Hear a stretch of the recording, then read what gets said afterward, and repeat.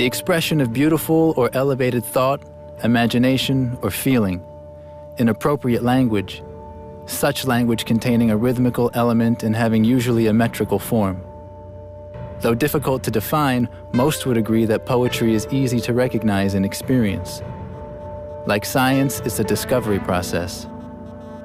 Some say we write in order to understand, not in order to be understood. It's a relentless compulsion to get to know yourself.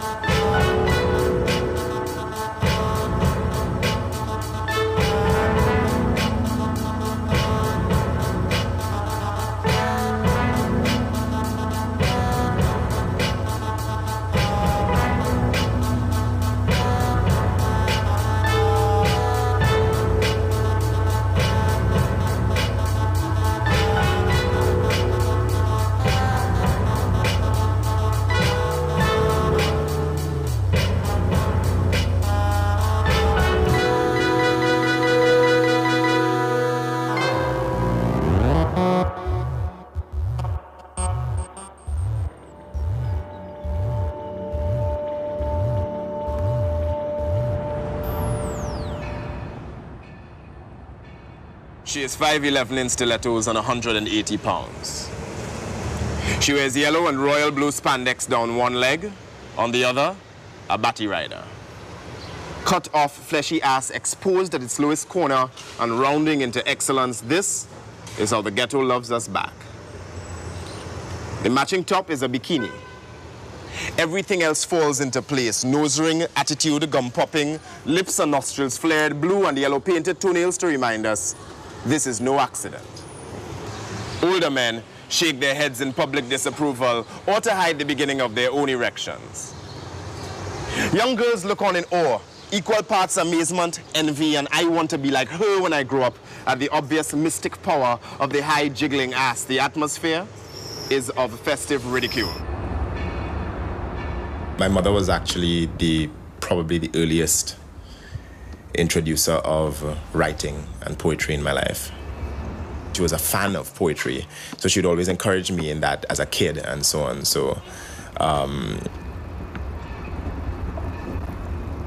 the poets, like the first poets my mother introduced me to were people like Linton Kwesi Johnson, Kamau Brafitt, Amiri Baraka, who was, I think, still Leroy Jones at the time, Sonia Sanchez, people like that. It spoke about things in our lives and about inequities, and I understood long before I got to school and was introduced to Shakespeare and stuff. I understood poetry to be something that had that definitely could be used as a political tool. I mean, this is a very cliched statement, but the writing kind of chose me. It has to do both with what my influences and circumstances were, you know, as a child growing up, and you know, what my personality turns out to be as an individual.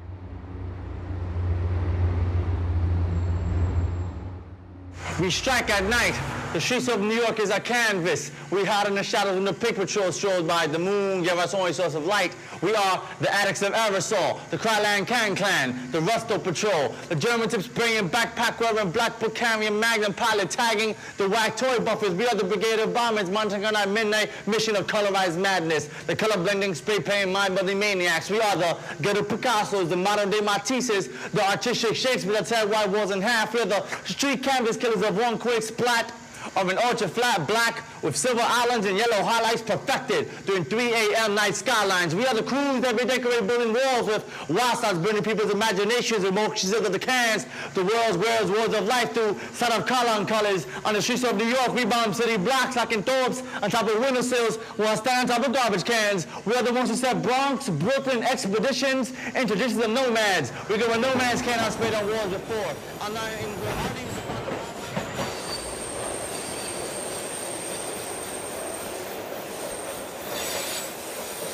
I started writing graffiti when I was 13, and that was like the first thing I really learned to express myself.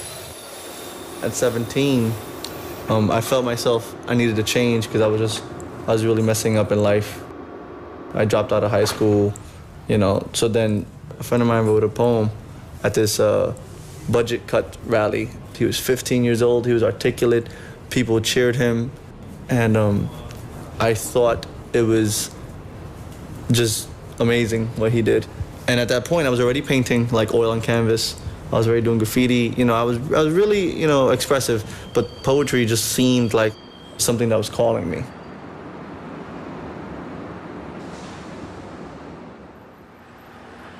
I started writing because of a girl.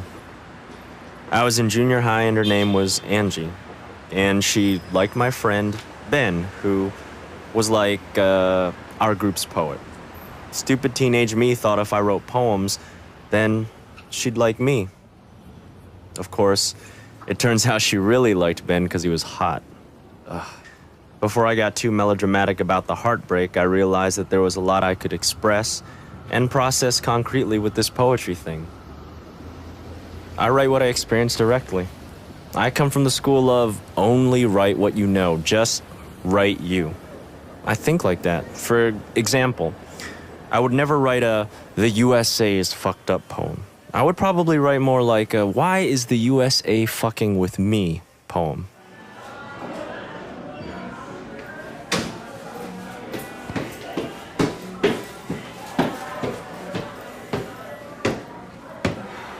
Give a round of applause to the next man coming up to the open mic.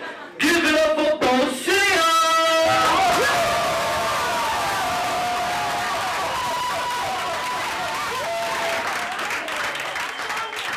I think love is the most beautiful thing in the world.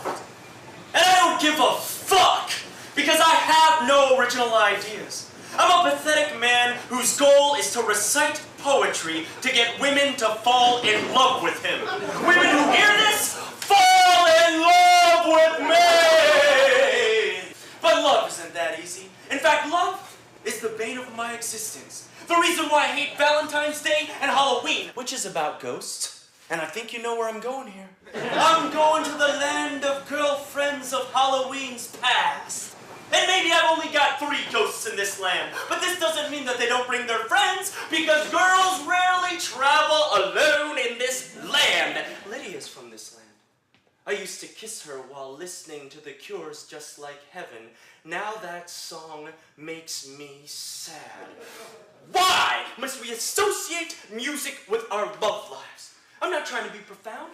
I'm just saying that music takes me back. And I can't explain the memory process involved in that because I was not a psychology major. And maybe my problem with picking up college-age women has to do with me always asking them, "Yo, Johnny, what's your major?"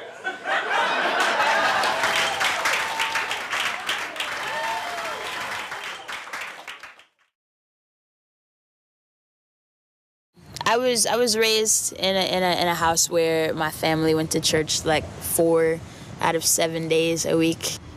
It was interesting, like there was a certain point in time where like I just decided I was gonna stop praying, and I really thought I was gonna die. They kind of train you to believe growing up in the church that if you lose your faith, you're just gonna go to hell. A month after I didn't die, it really changed my perspective. It really helped me like evolve beyond religion and actually start to like deal with spirituality, like divorcing government from our spirits. I write like once a year for a couple of weeks, and I'll write like, you know, like 30, 40 poems. Because believing all that you can be involves realizing everything that you can never, and believing that you are better and free to step on skulls like pebbles and treat people like fruity pebbles, just a couple of crumbs in a dish that you dismiss like compassion and proportion. If abortion applied to communities in fetal position because they had no option but to starve to death, the breathless souls ruling this country would dismiss them like kids in detention with no intention of ever lending a hand or a slice of Spam or fucking ham or concern. Instead, they would burn them like toast.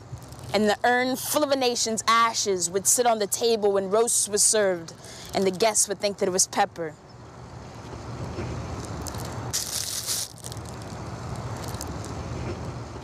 I actually hate to write because I'm the worst speller, and it just makes me feel like the most unintelligent retard that I can't spell like any word that I'm trying to write, you know? So I generally don't write very often, and I only write when it just spills out.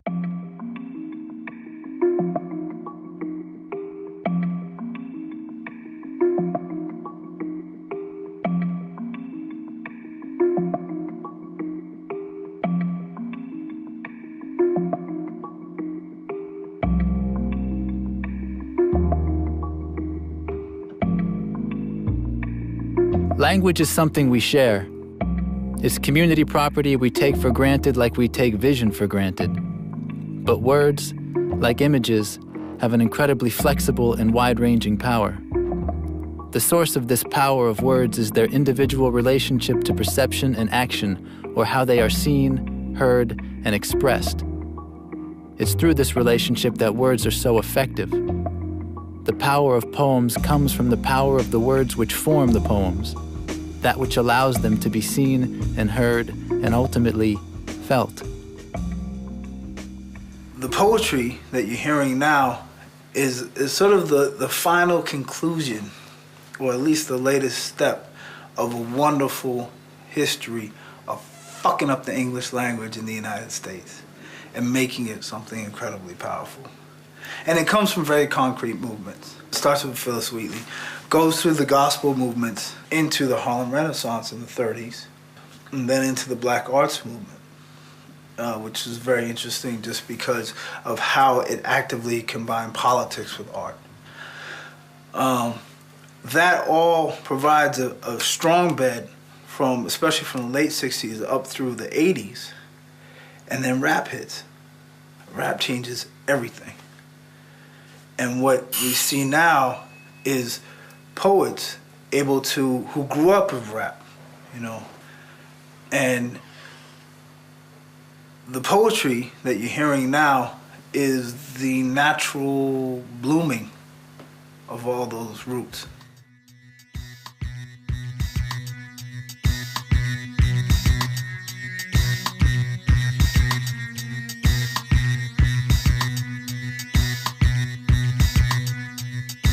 On the Coleman of this rap shit, the link between suicide, son, rob, and bada is ball bean. Too legit to quit. Other rappers can eat shit, they look like a toilet. Steady licking his lips, thrust dynamics. My pros phosphorus to let them out furnace. Keep it tight like twats and knots when I spit armor response. Baconette spoil your lunch. You know, I started out in the poetry scene, you know. I mean, I met Mike Ladd back in '93 in a spoken word scene.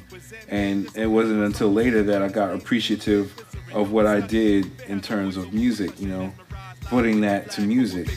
Can't you tell? Cold as hell, follow my trail and soon you'll find a path of broken hollow tinfoil talent. Corner thunder that I've left behind. Rock your mind one time, so if you feel it by your speakers, get near it. Make for those who want to hear it, the smart cannon. I feel that if you're good at what you're doing, it's just a matter of cadence.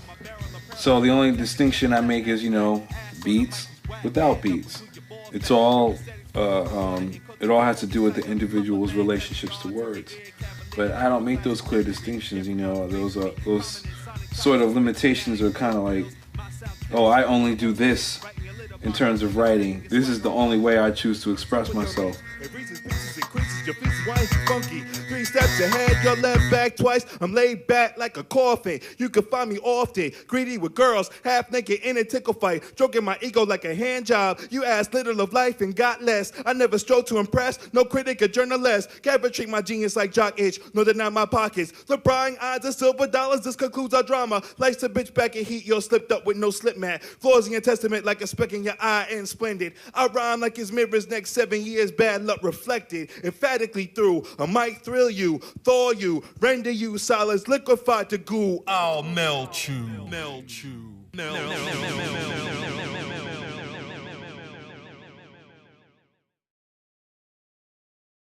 The primary thing about language is it's using offense as defense. You know, you testify. You're representing yourself with language. I mean, that's what makes language vital, because it is the one thing you have that will define you and thus defend you, and it is the only thing that can preserve you. The poem, I have a piece, and it says, see the psychology. They thought they had an army of haters, but they had a crowd of kids who wanted to let off, and us they would have let off on. We sing songs, and we make halls all wrong empty. So now they shout in harmony, and ex-skinheads let off with their dreadlocks. You wouldn't recognize them as they boot you, do their thing and say, you get me? Love rules, fools, not science. You see, take your seance, there ain't no dead to call. Because we live and don't care not to care no more. Because a coloured world can't bore, it's interesting. You see, every heartbeat we invest in, feet dance, and we look beautiful. And the earth bountiful, feet we full of her appreciation, and a nation are thoughtful, one tomorrow. So now minds want to borrow from the east to cease pain and release peace. You're mental if you think this will stop. Fucking mental. Because for over 400 years we've been getting licks to head top, but we're still singing and dancing. You see, no matter what got planted in, the soul knows what should stay in, so we sieve till only gold. Bare kings and queens we from, so if it's long, the breeding somehow tells feelings like that. It's cat and yours to kill. Because we take our fill eventually of what benefit we spiritually. We're drawn to this.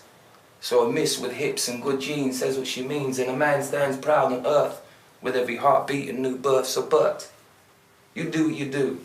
We'll do what should be done till eventually your Sally and son will sing songs with coloured ones who won't mind their children's hair curly. And won't mind their children's hair curly. Alright. You see, musical rhymes and rhymes vibrations leads to peaceful colonization. I said musical rhymes and rhymes vibrations leads to peaceful colonization. So my knuckles have stopped dripping. They're not dripping no more. Because now I'm a poet and you're digging me. Ex-banger.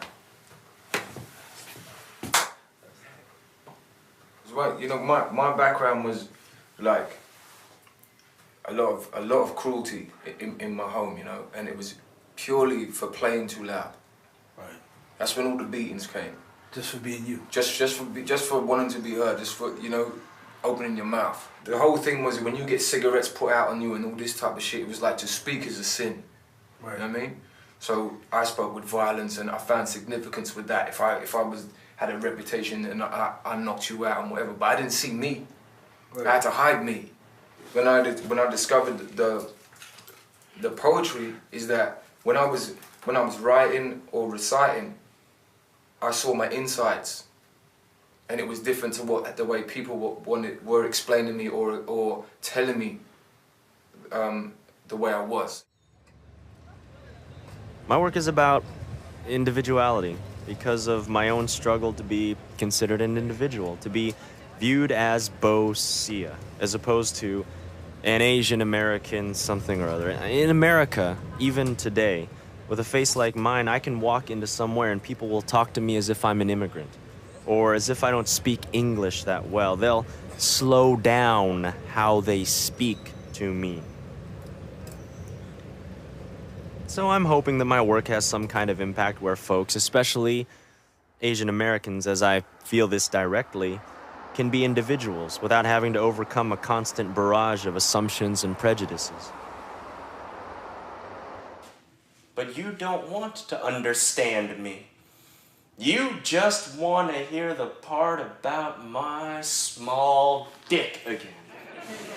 As the Asian man will always be plagued by this rumor until he is brave enough to whip it out on stage and say, "Oh, we are gigantic!" Honestly, this is not the direction I wanted to take this poem. I just want to be in the arms of my true love. In a wonderful, perfect world with our two children, Helga and Lamar. 'Cause love has got me fucked up and dying because I feel retardo without anyone to hold me. And maybe that's sentimental, but what's wrong with sentimental? All I am saying is someone love me.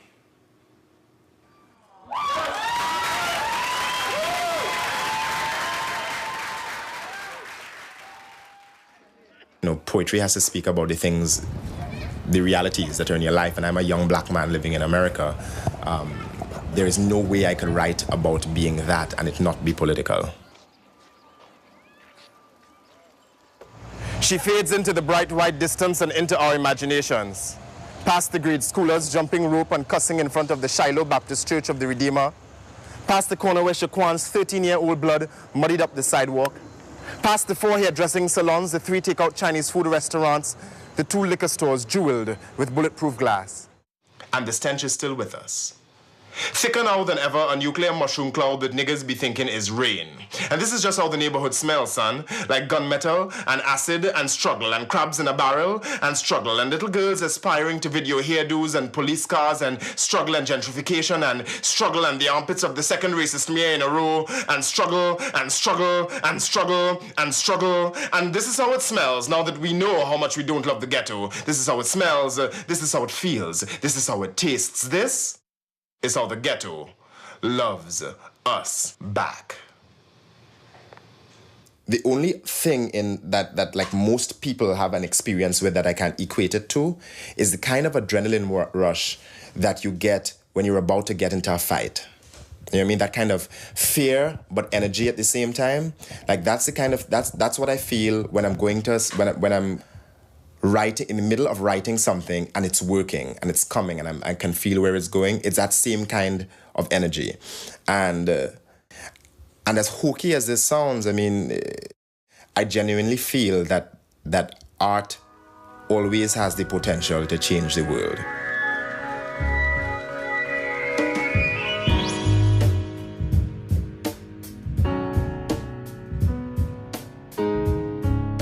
Poetry is words, and words are vehicles for meaning. But above all else, words are sounds. They are indications, not definitions, so the meanings matter, but so do the particular words used. Poetry operates by creating a sound structure which preserves the actual words. Rhyme locks the words together, as do repetition and rhythmic patterning, but poetry is not linear. The words interact the way melody and harmony interact.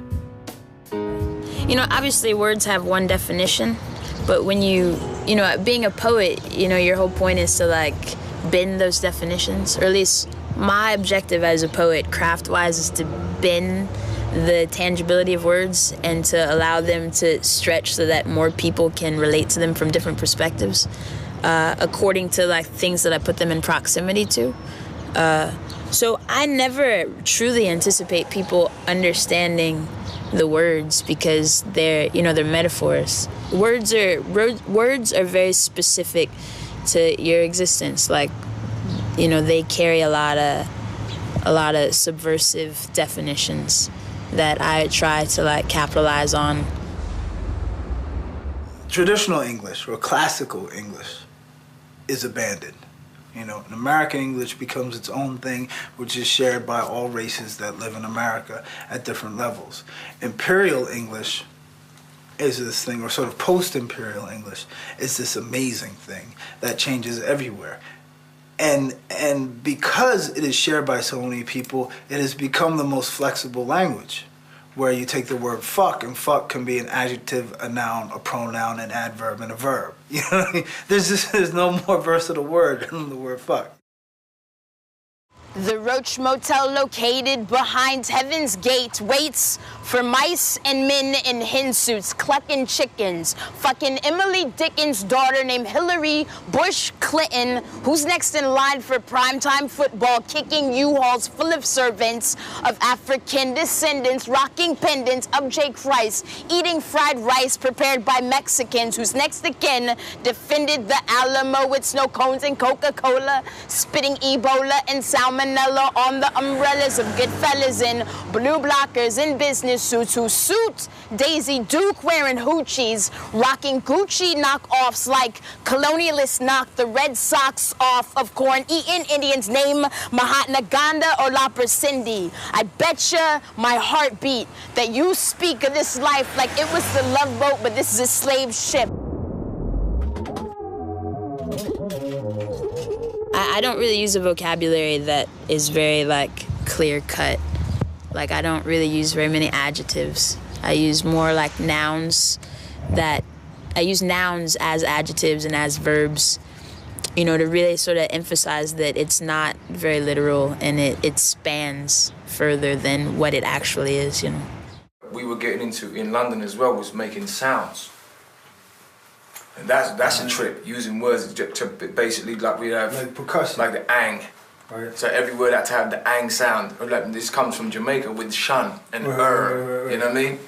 So it's like you might say, I rev so my ill spill and I fill myself with what loves, you know, ill spill it, right. You know what I mean? So you just go in the it sounds. All the internals. Yeah, you know what I mean? So that's a big thing I'm getting into, like with just making these sounds, remembering the sounds. Right. Like I might have where I go a shun and an ang sound, and the whole poem interacts between shun and ang. New meaning. The room goes I am beaming. Mr. Cool is how I see things. I trust unconditional meanings. I know you want to feel what I'm feeling, but sorry that you had to meet me. I'll change your world with my philosophy. I'll inspirate your sexuality. Rammellzee is one of hip-hop's true originals. His heavily encrypted slanguage gave an experimental quality to hip-hop. It's the linguistic equivalent of graffiti tags all over the mother tongue. You give me words, then I might curse you with them. That's what happens to imperial languages. The imperial others learn it all too well. They make it something else, like Rammellzee, hiding in the master tongue, waiting, then biting the master tongue. Grimm's Law is from 1822. It is based on how to assassinate a language structure, mostly English.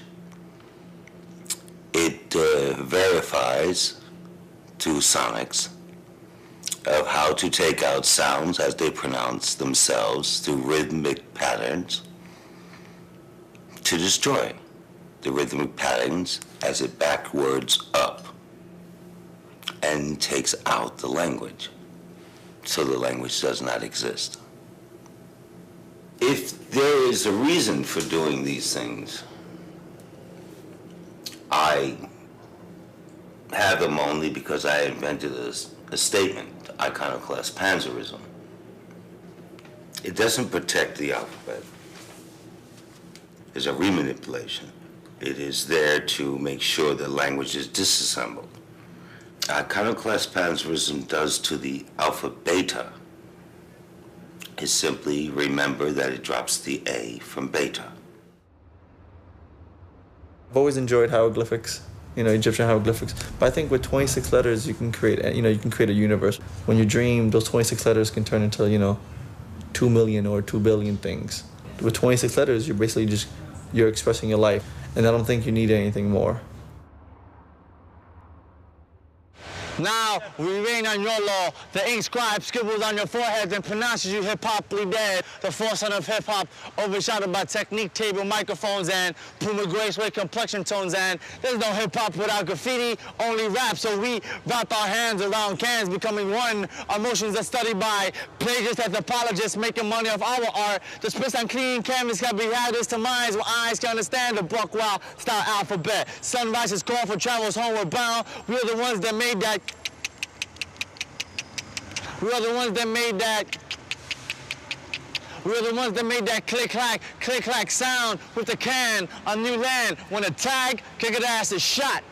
We're the artistic poets that perform magic spray paint and just call ourselves writers.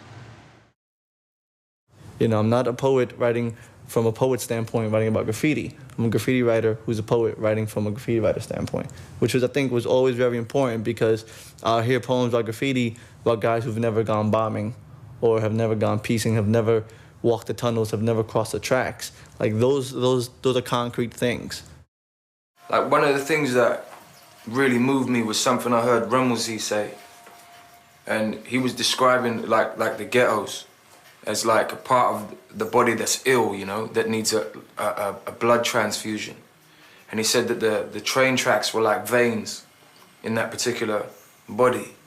And these kids that were living in that environment where they weren't getting enough attention and they weren't really getting a real identity about themselves, they invented this thing called name fame, where they took their name and they drew it in giant letters, and it was leaning, which means it has movement on these trains, and these trains were going along these tracks, which are like the veins, you know, and transfusing the whole ghetto to elevate themselves mentally out of the wrong perceptions of themselves. And it's like on those trains were the B-boys and the rappers and the DJs, and they all spilled out into this little weak area. And then all of a sudden, in that time, everybody was stopped being weakened by the negative perceptions of self, do you know what I mean? Because they were creating massive perceptions of self. If you look at the dictionary, you will state what it states, that the Gothic futurists of the past told God to go to hell. So he sent the one thing that God could not control, our icons. He sent them straight to the subways. With the electromagnetic power of the vast transit systems, the baddest gallery system known on the planet for distribution of my words, he came back out in the United States with triggers like Ram-LZ, would invent them to make them fly, and then launch to destroy you too. Hell, the catacombs, just like where all death and bodies are buried. Bodies of word, bodies of mind, bodies of spirituality. But more important, for the body of the letter, the iconoclast systems. Without that and a mass transit blood system, your world would be shot. You have plenty of veins. Good food when you can eat it. I love eating trains.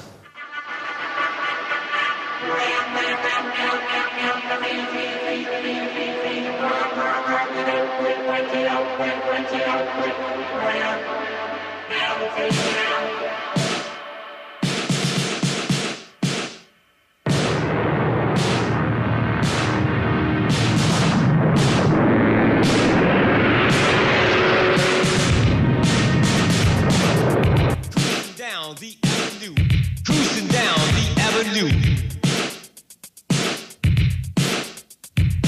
Supersonic sound, make you shit, make you shit.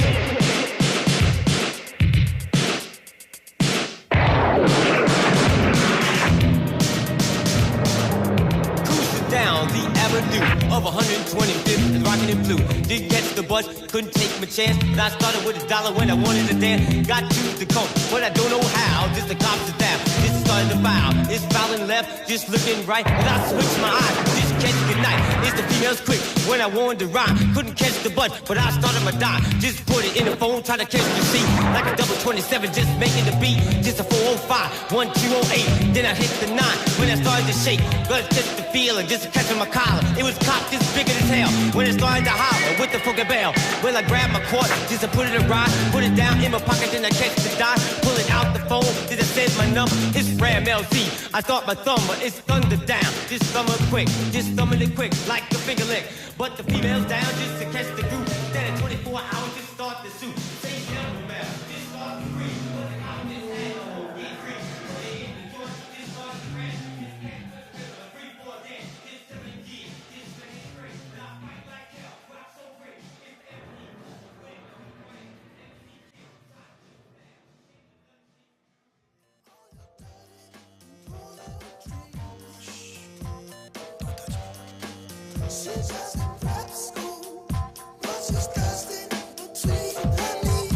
For me, it's all poetry, and for the poetic movement that we're talking about here is voluntarily underground.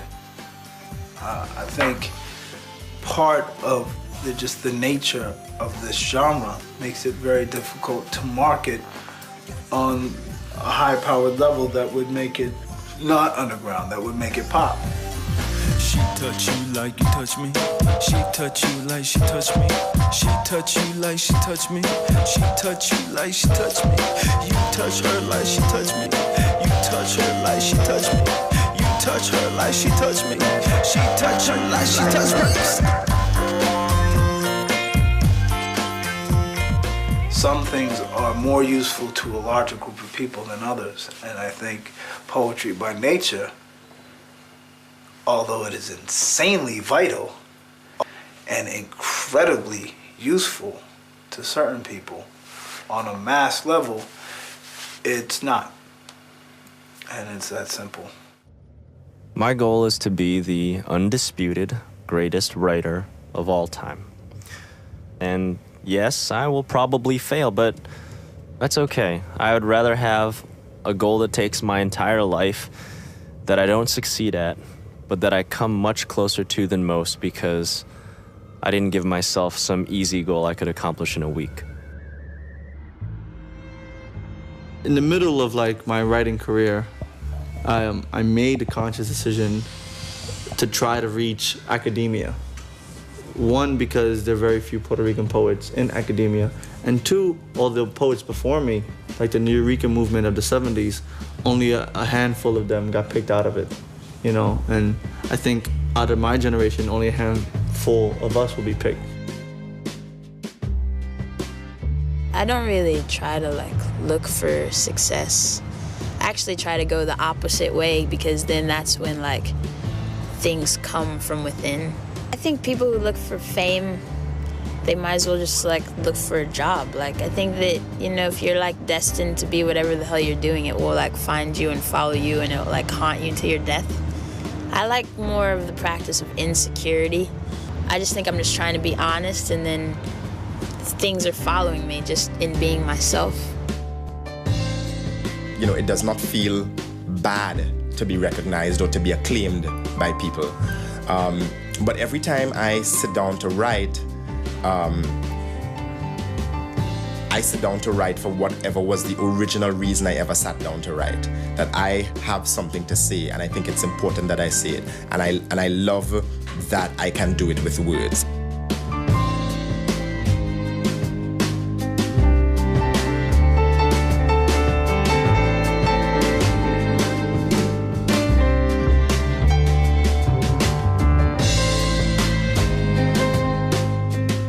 A poem starts as a space that begs for filling, and each time you fit it with the right word, at the right time, it changes everything.